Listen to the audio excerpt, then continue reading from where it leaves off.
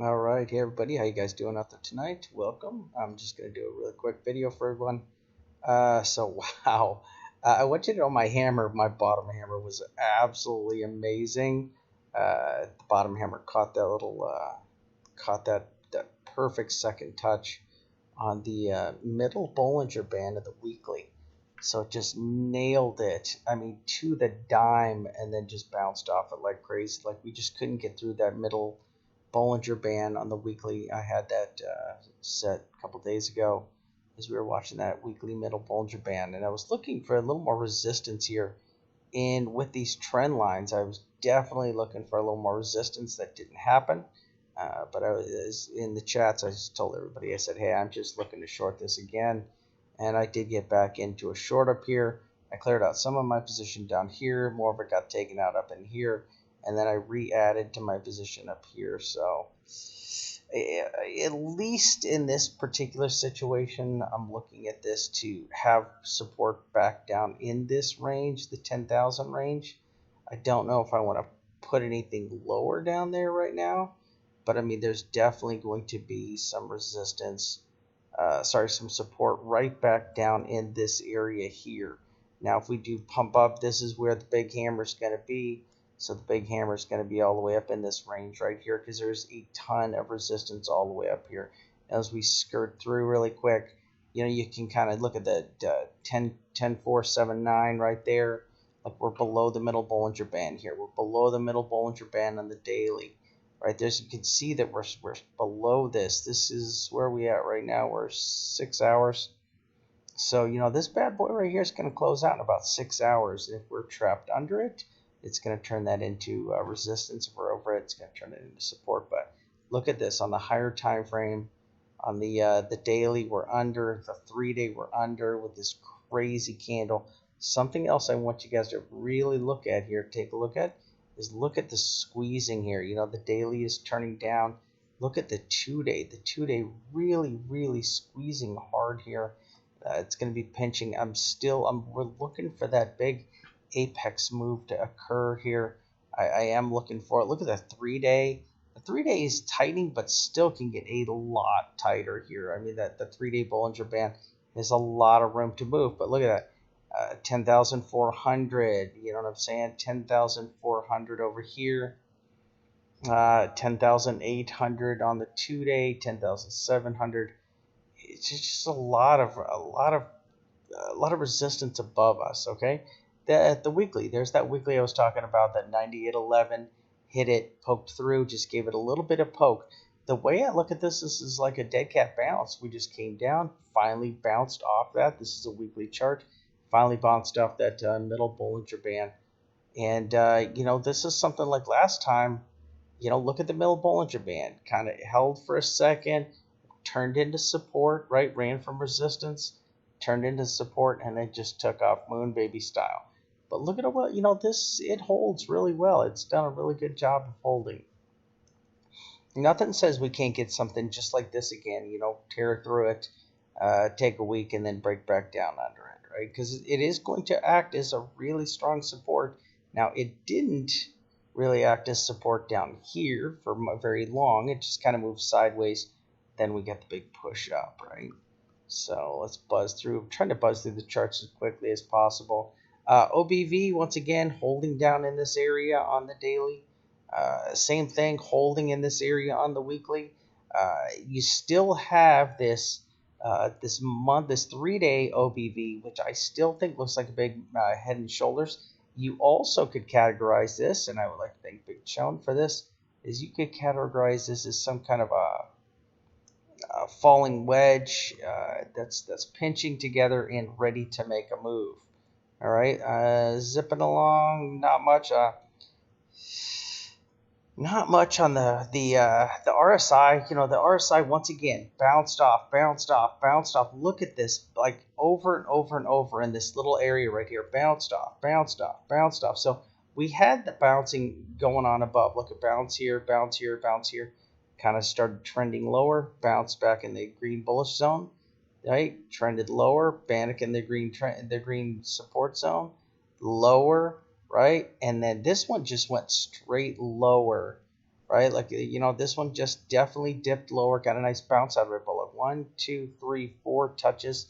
The Bears are flirting with breaking that RSI line right there. So now this is kind of good. I got to give this. This is if this turns around here, this is going to be good. It's going to mean that stability. We're looking at some short-term stability in Bitcoin. If this starts to flip around, this says that the bears are getting exhausted. But this is still going to need time to tell. This daily is going to have to close out. If the daily closes out with the green line crossing over the 33, we're going to see a little bit of move up. And you see your blue line right here. If your blue line, it's all about this 33. That blue line dips down here. If we lose this, and this candle right here, especially on the daily, this would be considered a bearish pin bar candle. That's a bearish pin bar candle. Okay, but I mean, once again, we're kind of on that some wild moves here. I mean, we've had some really radical moves by both the bears and the bulls here, as we've got that dip down to the middle Bollinger Band, and then the big bounce off it, right? Big bounce off it. There's that 3-day candle. All right, let's look at our resistance. 10.4, 10.46. So you see the stacked resistance that's above us, right? Even on the Gauss trend lines. So we see that 10.4 area definitely got a lot. Look at this. This is what I posted the other day. This is a danger sign. This is balls deep and loading up for a move here, right? So look at last time. We were all the way down here, bounced off almost that same range, a little bit higher, but pretty close to that same range, right? Very dangerous, because this is where you had the explosive move on that big drop from 6,400, where you just had that final capitulation there.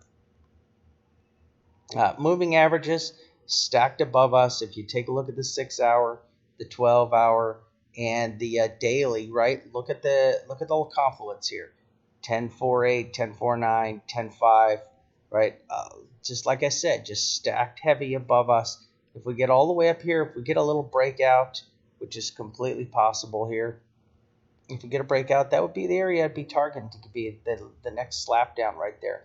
That 10.4, 10.5 range right there. 10.5 is really the highest. Look, there you go. There's that 10.5 on the daily. 3-day, going to be a little bit higher. Nothing at all above us, but blue skies on the weekly and the monthly. So nothing on that. Actually, let me take a look at that real quick. Nope, nothing's a stoke. Starting to trend bearish right here. Still in this big pincher, but we definitely are trying to trend bearish on that right there. Listen, XRP, nice little run. Not a good looking wick. We want to see how this closes on the weekly, right? We want to see how this candle closes out on the weekly here. ETH. Now, ETH on the 12-hour, overbought. Clearly overbought. We've got an extended bleeding TD9, super overbought, and our resistance above us is moving down. 227, 228 is that range, right? 227, 228 is the range for the 12-hour right there. Daily still looks fundamentally good. I mean, daily's still okay. The RSI is in the oversold position, but you have kind of spiked up in the bullish position also on the TDI charts. Litecoin, same thing. You're just sitting here, got blasted down by the daily, but 87 is really, it's got to break out over that 87 range right there. You got the 200 MA, and then you got the weekly 50 MA, the weekly 30 MA, both moving sideways in that pocket. I mean, that's really all I got right now. Like I said, the super heavy resistance is going to be at that 10.4, right? So I'll go up here into vamp charts. Our level number 1 is the 10.3-ish range, right? And then our number 2 is it's 10.4. That's a little over 10.4. 10.45, to 10,005. It's like 10 or something like that. So, this is our resistances that are stacked above us right now. I mean, we see that on the Gauss lines, we see that on the moving averages, we see it on a lot of the indicators that we're showing that there's a lot of resistance that's stacked over there. Now, breaking that 10.5 area, closing over that, going to be super bullish for me. Super bullish. I would like to keep moving sideways here, actually, before we get a breakdown, because I would like to see alts maybe get one more little kiss. Be nice to see alts get a little kiss, but I would like to also see, like, you could do this a 1, 2, wave 1, 2. This is your wave 3. Looking for a wave 4 pullback. Looking for a wave 5. So you're looking for the finish of this wave 4. But if this daily right here on Litecoin, I mean, the daily on Litecoin's not bad. I mean, if this thing can hold it and bull flag out, look at that ugly hanging man on the daily. Super ugly hanging man on the daily with Litecoin. So, but if this can just kind of stay in this range right here and put up a bullish pennant, you're going to see one more push up. But the bulls just got to hold it. Listen, the bulls on Litecoin, here we go. Bulls on Litecoin just really need to hold this. That's 68 area, and that's still your wave 1, 2, 3. And then I'm going to move this over here. So that's all your support, right? There's your support right there. 68 to 70, anything below that's going to be really bearish for Litecoin. But that is an ugly, ugly candle for Litecoin to be posting up on the daily right there. All right, that's it. I'm the Vamp. I want to say thank you all, and I am out.